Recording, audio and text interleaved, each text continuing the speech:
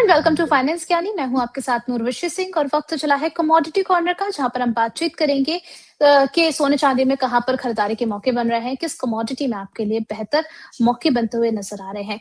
यहाँ पर इन सभी बातों पर चर्चा करने के लिए हमारे साथ जुड़ चुकी हैं सुगंधा सचदेवा मैम।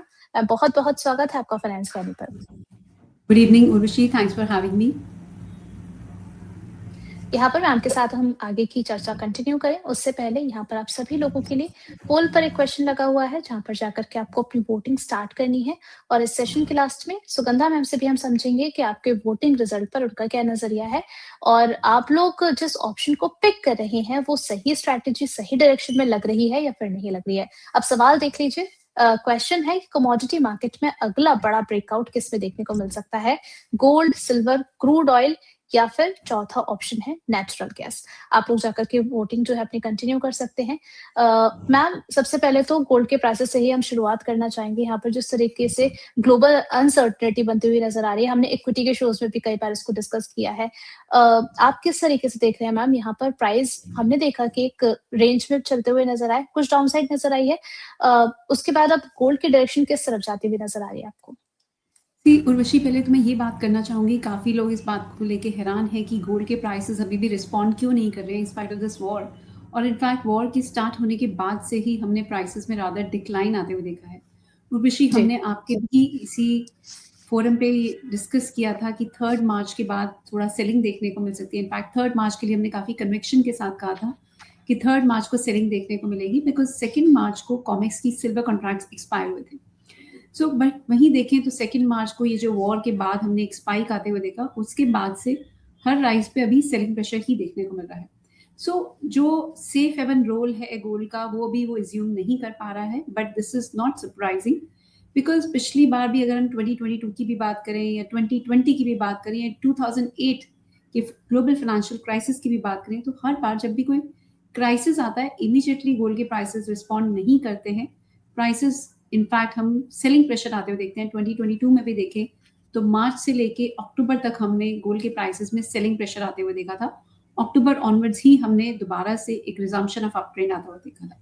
कोविड में भी देखें तो 1 महीना हमने ऑलमोस्ट मार्च 2020 के आसपास हमने काफ़ी सेलिंग प्रेशर आते हुए देखा। उसके बाद जिस तरीके से ग्लोबल सेंट्रल बैंक्स ने इंटरेस्ट रेट्स को कट किया, लिक्विडिटी इन्फ्यूजन किया, उसके बाद ही हमने गोल्ड के प्राइसेस में अपटेक आते हुए देखा।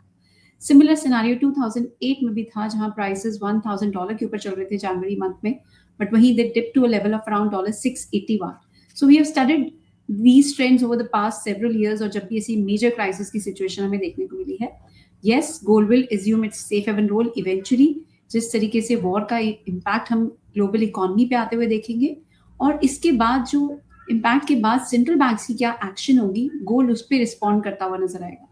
अभी जिस तरीके से यूएस फेड ने अपना हॉकिश स्टैंस मेंटेन किया है, जहां पहले मार्केट ये एक्सपेक्ट कर रही थी कि इस साल 2 रेट कट होंगे, अब उसकी कोई उम्मीद नजर नहीं आ रही है। इनफैक्ट फेड ने स्टिल ये इंडिकेट किया है कि पॉसिबली 1 रेट कट हो सकता है, बट उन्होंने इन्फ्लेशन को लेके काफी ज्यादा चिंता जताई है because of the rising energy cost, और उन्होंने ये भी अनसर्टेनिटी जताई है कि इस वॉर का यूएस इकोनॉमी पे क्या इम्पैक्ट होगा, अभी वो अनसर्टेन है, अभी कोई इसमें क्लैरिटी नहीं है।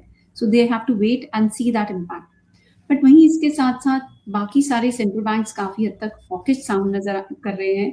बैंक ऑफ जापान ने भी काफी क्लियरली अपनी इंटेंशन को एक्सप्रेस किया है कि वो जल्दी ही रेट हाइक कर सकते हैं। बैंक ऑफ इंग्लैंड ने भी हॉकिश स्टैंस मेंटेन किया है। ईसीबी ने इस साल इंडिकेशंस दिए हैं कि 2 रेट हाइक्स हो सकते हैं। सो काफी ज्यादा जो हॉकिश स्टैंस है सेंट्रल बैंक्स का, ये गोल्ड के प्राइसेस पर काफी हद तक दबाव डालता हुआ नजर आ रहा है।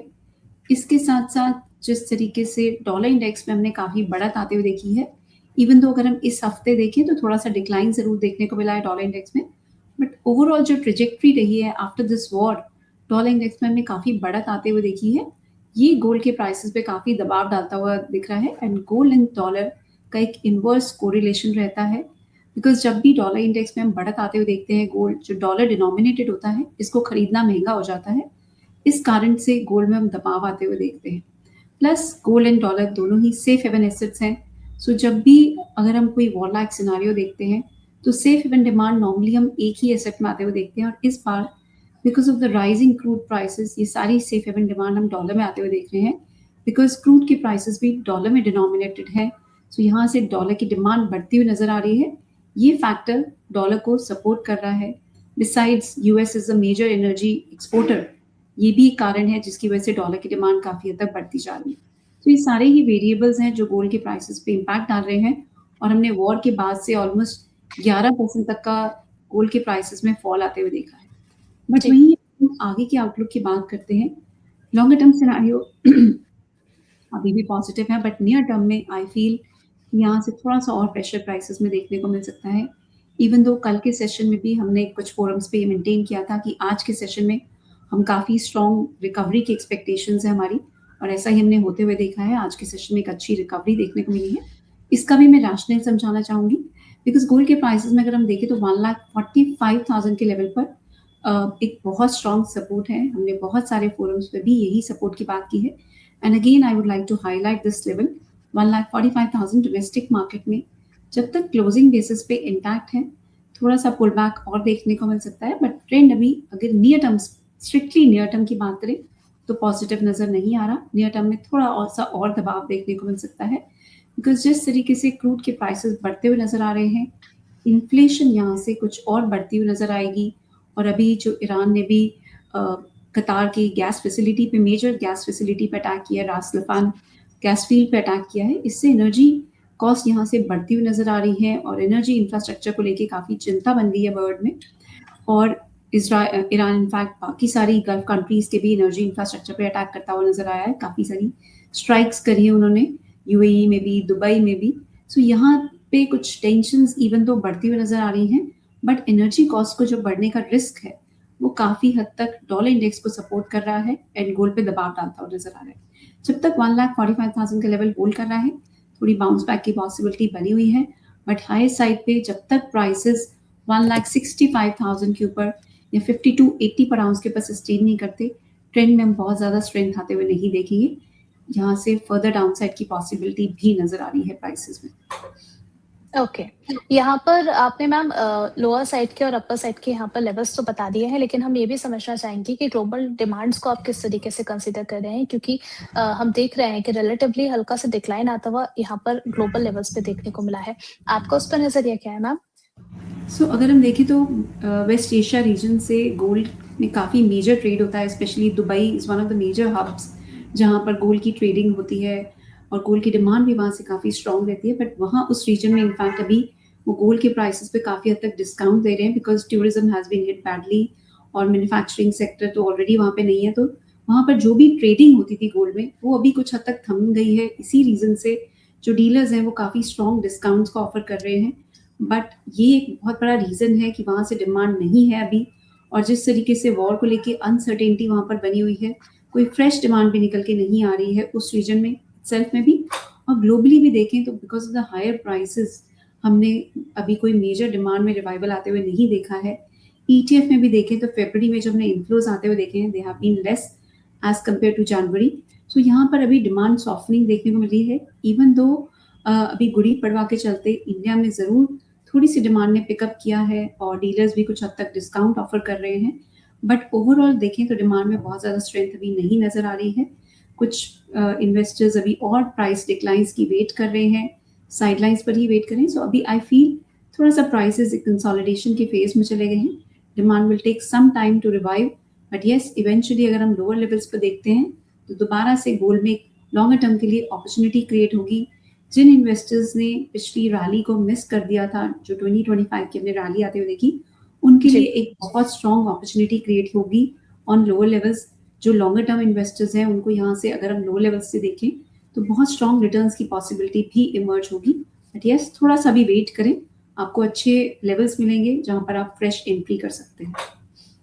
चलिए, तो यहाँ पर जो है आपको ये भी बता दिया गया है कि ईटीएफ में आपको किस तरीके से स्ट्रैटेजी फॉलो करके चलें और किन लेवल्स पे आप एंट्री करने के बारे में सोच सकते हैं। मैम थोड़ा सा सिल्वर को लेकर भी हम समझना चाहेंगे, गोल्ड से ज़्यादा सिल्वर में हमने जो है डिक्लाइन आते हुए देखा है। आप इन प्राइसेस को किस तरीके से एनालाइज़ करें? क्या यहाँ से और करेक्शन देखने को मिलेगा हमें सिल्वर के अंदर? सी सिल्वर का एक मेजर रोल होता है इंडस्ट्रियल डिमांड, और अभी जिस तरीके से वॉर लाइक सिनेरियो है और बहुत अनसर्टेनिटी बनी हुई है, manufacturing could be hurt in a big way. और जिस तरीके से एनर्जी कॉस्ट बढ़ रही है, सो इकोनॉमिक एक्टिविटी ग्लोबली पे इम्पैक्ट देखने को मिल सकता है। और इसका इम्पैक्ट हम सिल्वर के प्राइसेस पे भी आते हुए देख रहे हैं। ऑलरेडी हमने प्राइसेस में हाई लेवल से काफ़ी करेक्शन आते हुए देखी है, बट इंडस्ट्री में इसकी डिमांड थोड़ी सी और कम होती हुई नज़र आ रही है। इसका इम्पैक्ट सिल्वर की प्राइसेस पे हम फर्दर आते हुए देखेंगे। सो एज ऑफ नाउ हम बार-बार, उर्वशी आपके फोरम पे भी यही मेंटेन किया और हर फोरम पे हमने बार-बार यही मेंटेन किया है कि 2,25,000 एक बहुत इंपॉर्टेंट सपोर्ट है सिल्वर के लिए, एंड $70 पर आउंस एक बहुत इंपॉर्टेंट सपोर्ट है सिल्वर के लिए।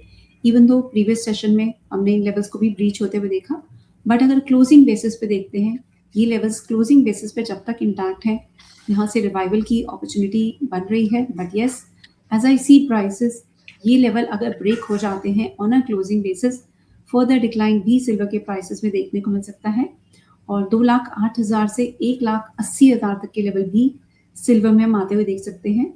यस, ये लॉन्गर टर्म के लिए बहुत स्ट्रॉन्ग अपॉर्चुनिटी होगी। जो उन लोगों ने सिल्वर की रैली को मिस कर दिया था, उनके लिए ये लेवल्स बहुत ही एक स्ट्रॉन्ग अपॉर्चुनिटी होंगे। बट येस, अभी 2,25,000 इन $70 पर आउंस के लेवल पर नज़र बना के रखें। अगर ये होल्ड होता है और प्राइसेस रिवाइवल दिखाते हैं, तो दोबारा से तेजी हम आते हुए देख सकते हैं। बट अगर ये लेवल्स ब्रेक हो जाते हैं, तो फर्दर डिक्लाइन की पॉसिबिलिटी नज़र आ रही है। मेरा ऐसा मानना है कि इस बार के इस सेल ऑफ में ये लेवल्स ब्रेक हो सकते हैं, and possibly we could see 1,80,000 और लेवल्स। तेजी प्राइसेस में तभी आएगी जब प्राइसेस $97 पर आउंस के ऊपर सस्टेन कर पाएंगे। एंड डोमेस्टिक मार्केट में अगर हम बात करें, तो 2,80,000 से 3 लाख का जो ये रेजिस्टेंस जोन है, जब तक ये ब्रेक नहीं होता, कोई मेजर तेजी अभी सिल्वर में देखने को नहीं मिलेगी। चलिए ठीक है, तो यानी कि अगर आप लोअर साइड पे देख करके चल रहे हैं, तो इंटरनेशनल मार्केट में जो है वो $70 के आसपास का जो सपोर्ट है काफ़ी ज़्यादा इम्पोर्टेंट है। अगर हम डोमेस्टिक मार्केट में, मैम ने जैसे मेंशन किया है, 2,25,000 जो है काफ़ी ज़्यादा स्ट्रॉन्ग सपोर्ट बना हुआ है। तो वहाँ से अगर कीमतें और नीचे जाती हैं, तो हमें फर्दर डिक्लाइन सिल्वर के अंदर देखने को मिल सकता है। ऐसे में मैम ट्रेडिंग स्ट्रैटेजी के नज़रिए से हम समझना चाहेंगे, गोल्ड और सिल्वर दोनों में ही ज़्यादा फेवरेबल क्या लग रहा है आपको, और क्या स्ट्रैटेजी फॉलो होनी चाहिए? अभी एज ऑफ नाउ अगर आपको कुछ राइज मिलता है, तो वहाँ पर आप सेलिंग करके चल सकते हैं। ये शॉर्ट टर्म के लिए स्ट्रैटेजी रहेगी। आई वुड सजेस्ट कि अगर आपको गोल्ड में 1,54,000 तक के लेवल्स मिलते हैं, तो आप वहाँ पर सेलिंग करके चल सकते हैं। स्ट्रिक्ट स्टॉप लॉस रहेंगे 1,57,600 के, और डाउन साइड में आपके फर्स्ट टारगेट्स रहेंगे 1,45,000। 1,45,000 अगर ब्रेक हो जाता है, तो 1,37,000 एंड 1,27,000 की भी पॉसिबिलिटी नज़र आती है प्राइसेस में। बट की लेवल्स पर ज़रूर नज़रें रखें, बिकॉज जिस तरीके से वॉर रिलेटेड हेडलाइंस अभी मार्केट को डोमिनेट कर रही हैं, कोई भी जो मेजर न्यूज़ वहाँ से निकल के आएगी, वो प्राइसेस पे इम्पैक्ट आती हुई नज़र आएगी। सो स्ट्रिक्टली लेवल्स को फॉलो करें, और इन लेवल्स के अकॉर्डिंगली थोड़ा पुल बैक पर ही सेलिंग की एडवाइस रहेगी। अभी यहाँ से हम एक पुल बैक एक्सपेक्ट कर रहे हैं अगले 1 से 2 दिनों में।